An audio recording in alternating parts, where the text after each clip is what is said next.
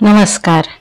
Renuka arts निर्मित नवरात्रोत्सवात रत्नागिरीहून मी doctor मंगल पटवर्धन एका सरस्वतीच्या उपासिकेला मालतीबाई जोशी यांना मानाचा मुजरा करते. 1 जानेवारी 1925 कोकणातील रत्नागिरीत 3 मुलींना घेऊन एखादी बाई शाळा सुरू करते, जोमाने वाढवते. या गोष्टीला आता 100 वर्ष पूर्ण झाली.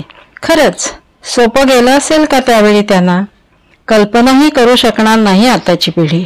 पण हे सत्य घडवलं, जिद्दीने वाढवलं ते हिंगणे येथील कर्वे यांच्या स्त्री शिक्षण संस्थेत शिकलेल्या, स्त्री शिक्षणाचे महत्त्व कळलेल्या आणि त्यासाठी आपण स्वतः प्रयत्न केले पाहिजेत अशा विचारांनी प्रेरित झालेल्या अवघ्या 23 वर्षांच्या मालतीबाईंनी. त्यांनी आपले यजमान बाबूराव जोशी आणि समविचारी व्यक्तींच्या मदतीने हे काम सुरू केले.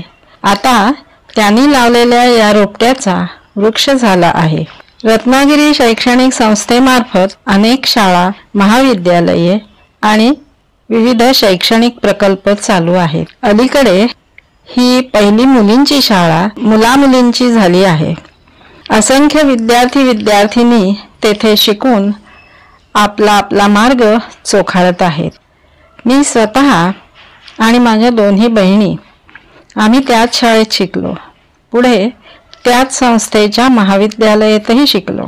मी तर त्याच महाविद्यालयात प्राध्यापक म्हणून 36 वर्षाहून अधिक नोकरी पण केली. एकूण काय, माझे तर पूर्ण आयुष्य मालतीबाईंमुळेच घडले. मालतीबाई आणि त्यांनी सुरू केलेले शाळा याबद्दल माझ्या भावना मी माझ्याच एका कवितेतून व्यक्त करीत आहे. ही कविता शाळेच्या शतक महोत्सवातील स्मरणिकेत प्रसिद्ध झाली आहे. कवितेचं नाव आहे पसंत मजला ऋणातच रहाणे. पसंत मजला ऋणातच रहाणे. एका महिलेने चालू केली शाळा 100 वर्षापूर्वी त्या जुन्या काळा. महर्षी कर्व्यांच्या कार्याने भारावून तिने सुरू केली 3 मुलींना घेऊन. रत्नागिरी गावात कोकणपट्टीत कठीण पटणे समाज मनात. साथ होती तिला तिच्या यजमानांची, भीती होती मात्र शेजारी आणि समाजाची.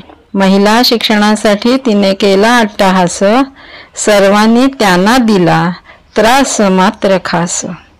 तरीही त्या दोघांनी जिद्द धरली न्यारी, शिकवून महिलांना ती दोघे ठरली भारी. सगळे कुटुंब समाज घेऊन बरोबरी, सर्वांची निघाली शिक्षण दिंडी न्यारी. बघता बघता दिंडीत सहकारी झाले गोळा, वाढता वाढता वाढला शिक्षण पसारा. माऊली मालतीबाई बाबूराव की हो थोर, पुढच्या पिढ्यांवर त्यांचे खूप उपकार.